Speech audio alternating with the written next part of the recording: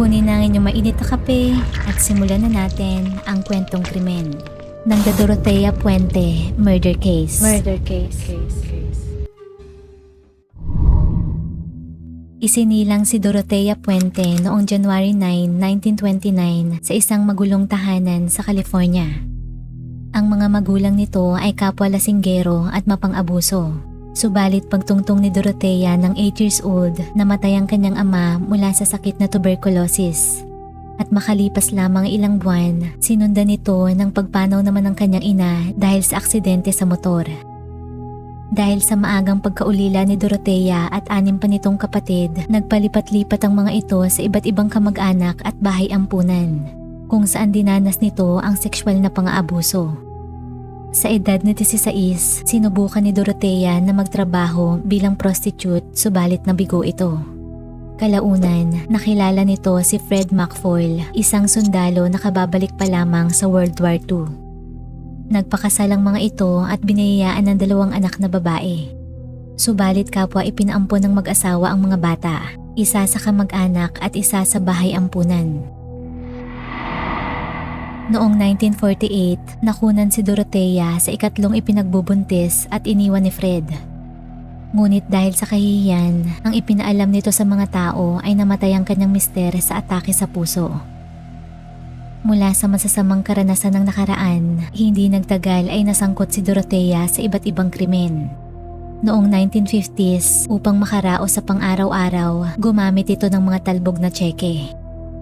Subalit kalaunan ay nahuli ito at nasintensyahan ng 1 taong pagkakakulong.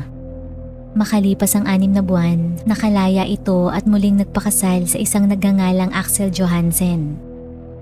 Naging masalimuot ang pagsasama ng dalawa dahil sa pagiging lasinggera at sugalera ni Dorotea. Sa isang pagkakataon, nahuli ito ng kanyang mister na nakikipagtalik sa isang undercover officer sa Red Light District. Dahilan upang ipadala siya nito sa isang mental hospital. Gayunpaman, sa kabila ng walang humpay na away, tumagal ng 14 na taon ang pagsasama ng dalawa bago maghiwalay. Sa mga sumunod na taon, nagpatuloy ang pagsasagawa ni Dorotea ng mga iligal na gawain. Noong 1960, nagbukas ito ng isang bahay aliwan, kung saan naaresto ito at nakulong ng 70 araw. Nang makalaya, muli itong dinakip para naman sa kasong vagrancy at nasintensyahan na naman ng 90 days in jail. Noong 1968, muli itong nagpakasal sa isang Roberto Puente, subalit nagtagal lamang ng 16 months ang kanilang pagsasama. Matapos ang divorce, nag-focus si Dorotea sa kanyang business.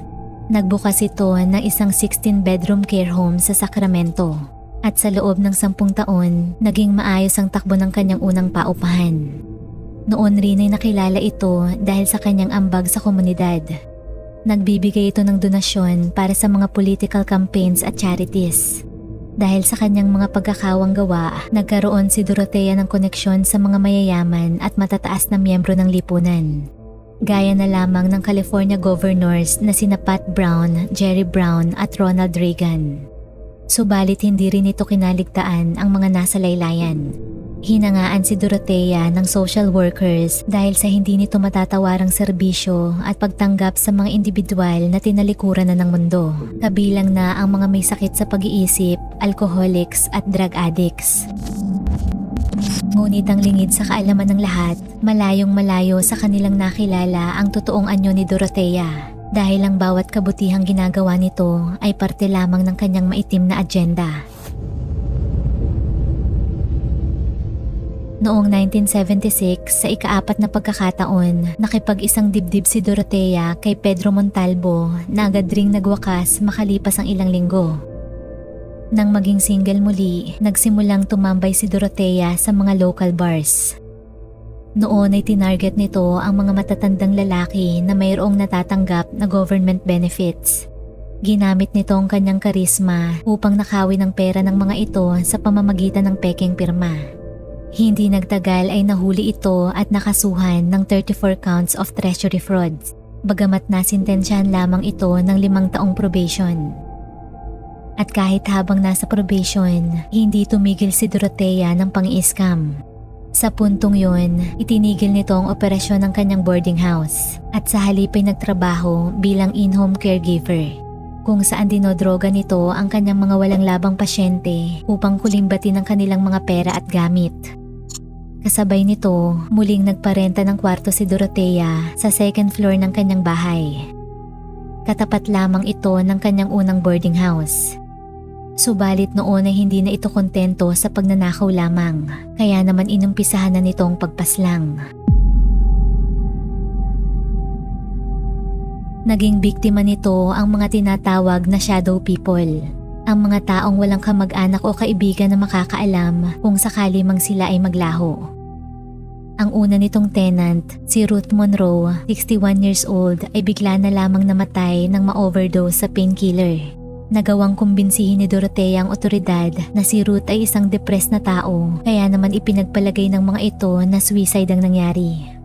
Subalit 1 buwan lamang mula noon, naaresto si Dorothea nang madiskubre itong nandroga at nagnakaw sa 4 na pasyente. Nasintensyahan ito ng 5 taong pagkakakulong, subalit nakalaya rin after 3 years. Bilang kondisyon, pinagbawalan na itong magtrabaho sa mga matatanda o mag-issue ng tseke mula sa gobyerno. Gayunpaman, walang makakapigil sa paghahasik ng lagim ni Dorothea. Samantala, habang nasa kulungan, nakilala nito si Everson Gilmouth, isang retiree na parating nagpapadala sa kanya ng sulat. Mabilis na nabuo ang kanilang relasyon. Subalit ang katotohanan, walang anumang pakay si Dorothea kundi ang makahanap ng bagong taong bibiktimahin sa oras na makalaya ito. At iyon nga ang eksaktong nangyari. Agad nitong isinagawa ang kanyang plano nang marilis sa kulungan. Sinundo ito ni Everson gamit ang kanyang pulang Ford pickup.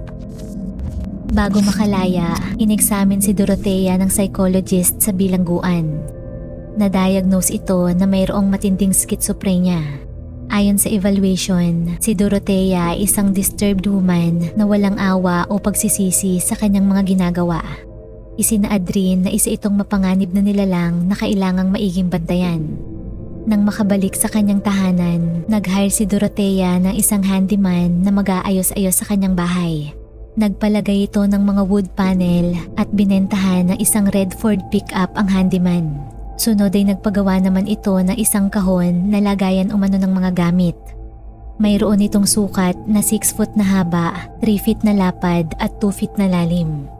Ang katotohanan, ginamit ni Dorothea ang kahon bilang lagayan ng bangkay ni Everson.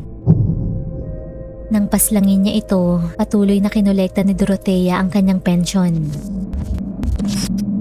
Noong January 1, 1986, isang mangingisda ang nakaspat ng nasabing kahon na hugis at taul. Nang buksan ng mga pulis ang box, naglalaman ito ng nabubulok ng bangkay na isang matandang lalaki na nakasuot lamang ng underwear. Umabot pa ng 3 taon bago tuluyang matukoy ang pagkakakilanlan ni Everson Gilmouth. Samantala, isang social worker, si Judy, ang nag-report sa otoridad nang mawala ang isa sa kanyang binabantayang pasyente, si Alberto Montoya.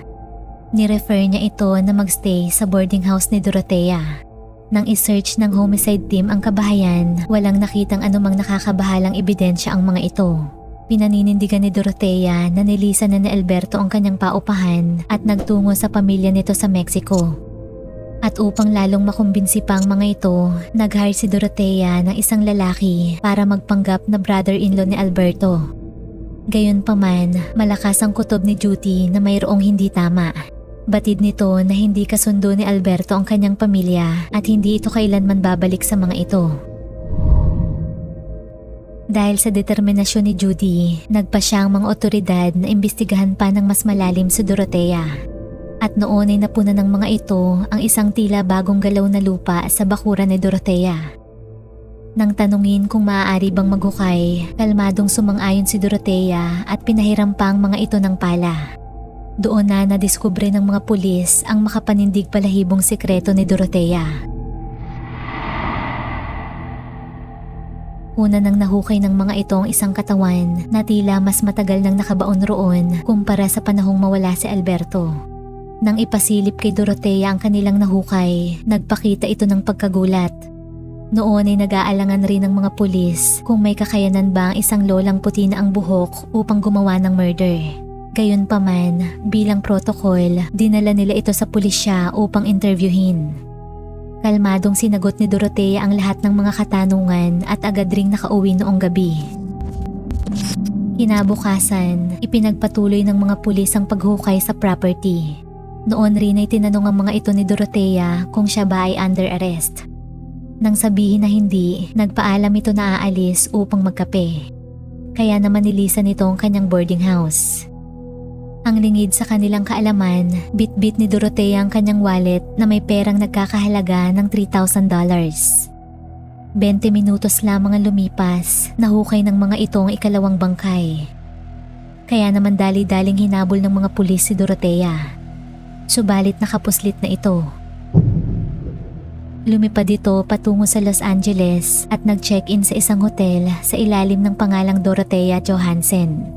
Habang naroon, muli nitong isinagawa ang kanyang old tricks ng pang-i-scam. Nagtungo ito sa isang bar at kinaibigan ng isang matandang pensyonado.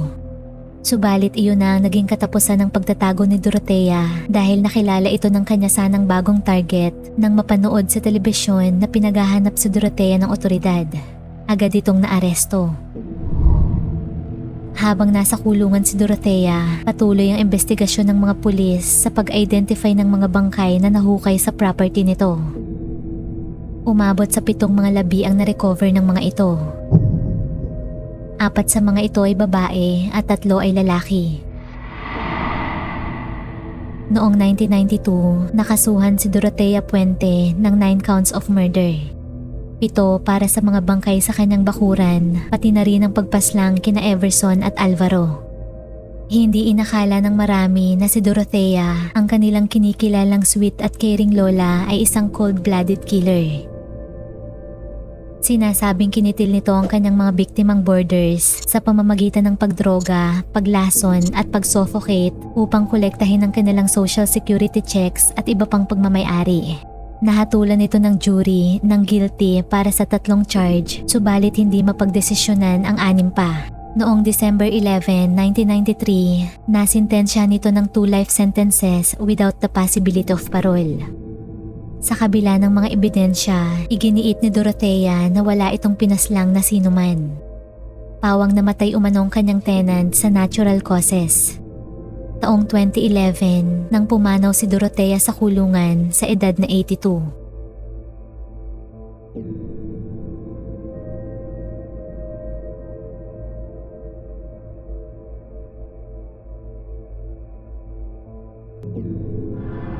Kung nagustuhan mo ang ating kwentong krimen, huwag kalimutang mag-like, subscribe at comment sa kung ano ang iyong opinyon tungkol rito. At laging tatandaan, mahalaga ang buhay, huwag kang papatay. Maraming salamat po sa panonood at hanggang sa muli.